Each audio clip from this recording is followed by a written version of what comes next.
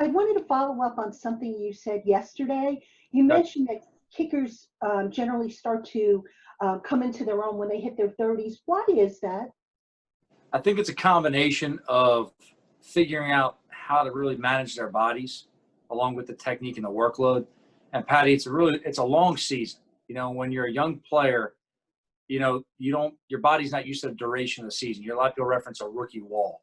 And that's just the fact. Your body's not caught up and adjust. And that's for a first year player, first year coaches in the NFL go through the same thing as well. I know I personally did myself. I think by the time you get a little bit, under your belt, experience wise as a specialist too, you have more of a rhythm of your weekly preparation. You have more of an ability and a confidence to actually communicate with the coach sometimes. Hey, I need to go later today, need a little extra work today. So I think just as you get older, it's knowing how to manage your body best. And then once you kind of figure out your timing and your technique and you've had success to that point, it's kind of about just, preparation and repeating and executing, make sure you stay on that track. And then how much of a factor is it that, kickers usually in their 30s, a lot of them have kicked in different types of environments, indoors, northwest, northeast, and so forth. How much of that factors in? I think it's tremendous, to be honest with you. I think that's a huge thing. It's all the experiences they go through. The experiences within the games and the experiences within practice, the exposure they get to different elements. Every stadium's different. You have to understand the wind pattern, and nobody understands it better than specialists.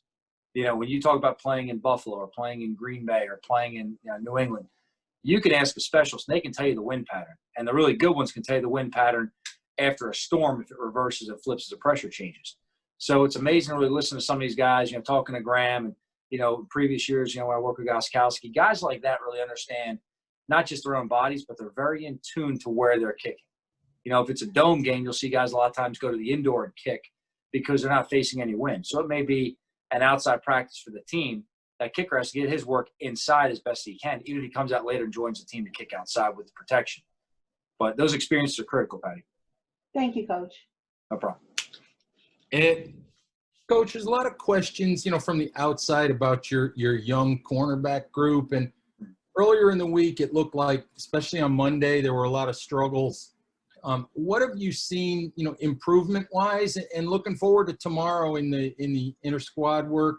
And what are you looking for specifically from that group of guys? Well, we're looking for a level of improvement every day.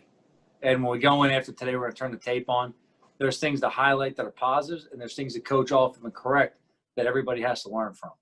They've got to start first with, the scheme and it fits into it, and that's really what leverage they play, where their help is and how they're matched up on a specific play.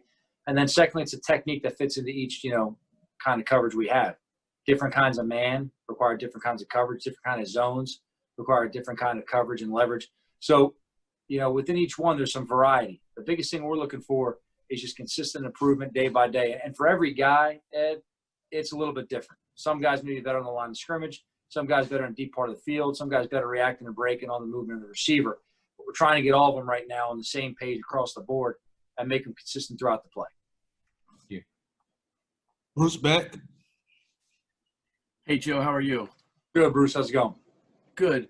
Joe, now that you've seen your team in the field for a few days, what do you think of your team? I'm pleased with the way they work right now. They come to work every day with a lot of enthusiasm and urgency. They're very coachable.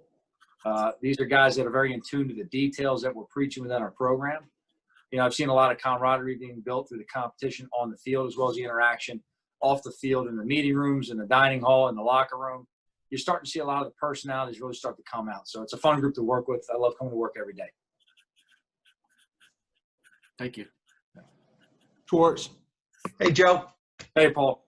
Hey, pretty much every coach you listen to says that draft status, money, experience doesn't matter to try to make the team. You know what I mean? And some coaches actually believe that. Not all do. I think they all say it. Do you think you believe that 100%? And if so, why? And also, is there something about undrafted rookie guys that maybe have a better chance to make your team than someone else's team? Is there something intrinsic about those undrafted guys that you gravitate to? Well, Paul, I can just tell you on the back end of that question, I can't speak for 31 other clubs. I just know we have a high value for anybody who comes in every day and produces. And that's what we're looking for. It's production business. We're looking for guys who improve on a daily basis, guys that fit what we're trying to do, both culture-wise and schematic-wise. So I don't care where you're drafted, undrafted, where you came from, rookie, vet. That really doesn't matter to me. Truly doesn't. At the end of the day, we're going to put the best 11 on the field. And while on the outside that seems tough to believe at times, you've got to imagine at the end of the day, I've got to look 53 guys in the eye, and I've got to tell them I gave them all the best chance to be successful. And you can't lie to those guys in the locker room. Those players know who the best players are. They line up and compete against them. So if you force somebody in just because of maybe where they were drafted or how much you signed them for, you got 52 other guys staring at you, knowing you're lying to them, but you're not giving them the best chance right there. So, you can say a lot of fluff around here and there, but you got to be honest with your team. And those guys know better than anybody else who the best players in the locker room are. Thank you. One quick follow-up. Did the couple of your undrafted rookie receivers, the kids from Ohio State and LSU, they come from big programs. Are they competing out there the way you want to see them? Do they show something? They are. They're really improving on a daily basis. And you can see early on we had that acclimation period, Paul, where there's a lot of walkthroughs. And it's just naturally, see guys, they break a huddle, they go the wrong way, they line up, they don't have a motion exactly right, but they don't repeat mistakes. And that's the biggest thing. Come out the next day, they break the huddle, they're in the right spot. They get a motion, they run the way you want to. They get a shift, they're in the right spot. And they're starting to understand the coverages, how the leverage applies to them on a specific route, the details and the execution of the footwork, securing the ball, catching it, tucking it, turning upfield, a tight turn, identifying the defender coming at you, and then attacking either as leverage or working away to spaced out run as pursuit angle. They're doing a really good job. And the one thing is you look across the meeting room, those guys right there, those young receivers, they got wide eyes and they are staying attached to you the entire meeting wherever I move. They're in tune and they're taking, good notes. Thanks, Joe. Pat Leonard. Hey, Joe, I noticed at the beginning of every practice, it seems like you have a comment or something to say to about at least half the roster, walking around while they're stretching. Why is that kind of face-to-face coaching from the head coach important? Have you always done that? And, what are you saying to these guys at that moment? Well, it's different to everybody. To me, it's just having daily contact with every player. I think it's very important. And I've always been like that, whether I was, the low man on the totem pole or now my position, where I'm overseeing everything. To me, it's important to have daily connections with every player in your roster. It's important that they know that you know them on a personal level and you care about them. Now, look, depending on what happened that day, sometimes you're giving them a reminder on a certain technique or scheme.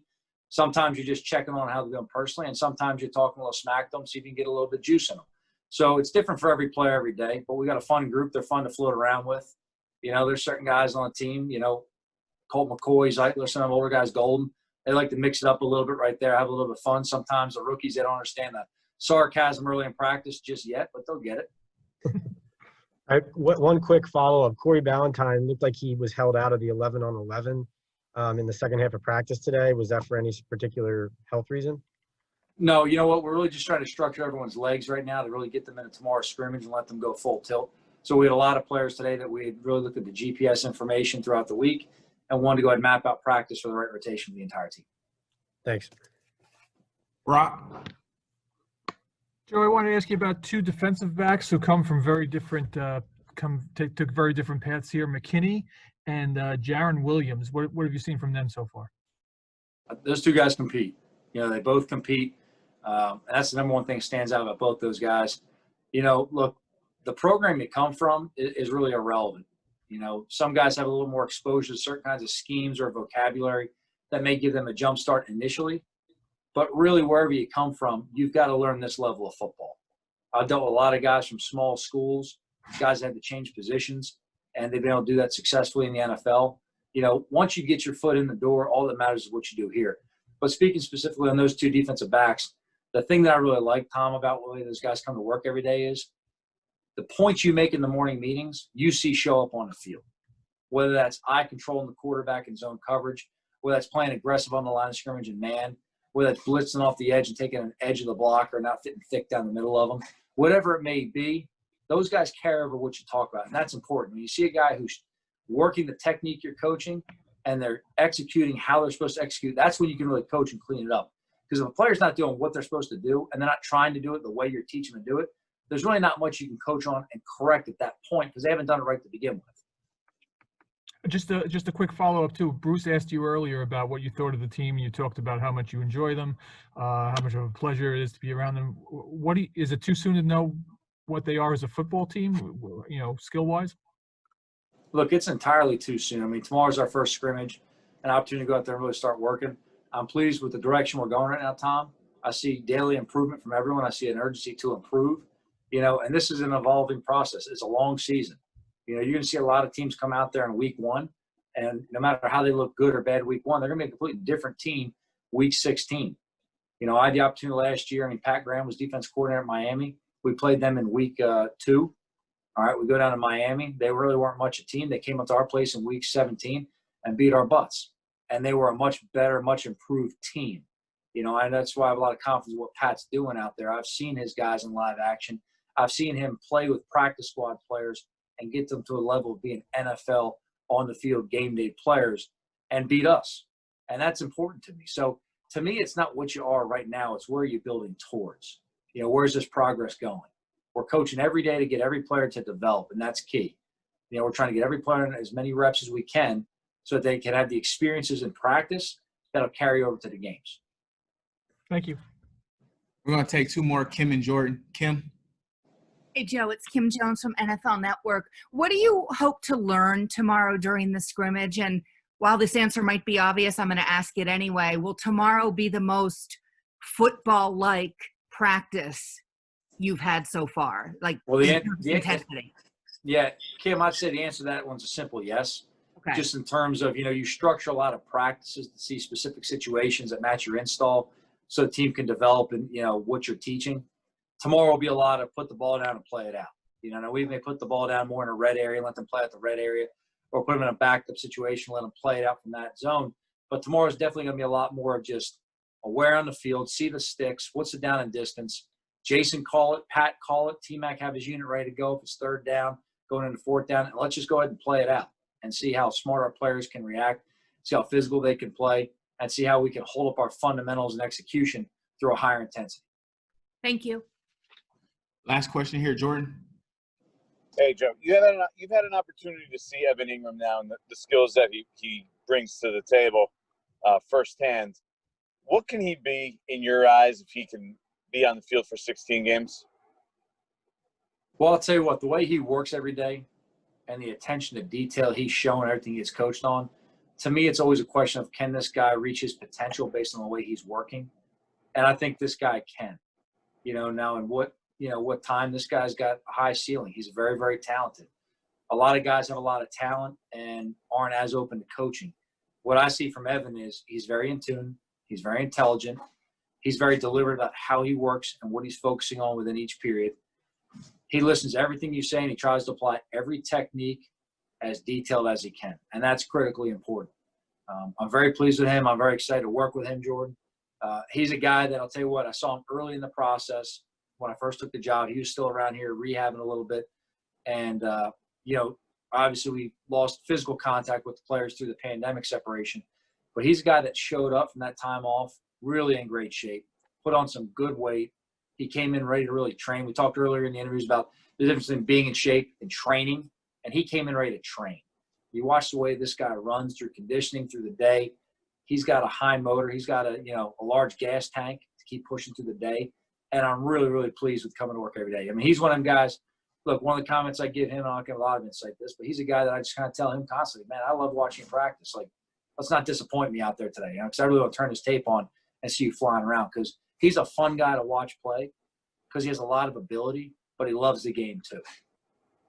Joe, I also have something. You might think this is really silly, but when I preface it with that, you're in trouble, right? But there's a voice that the guy that says, 1 minute left or whatever over the loudspeaker. It really sounds like Bill Belichick?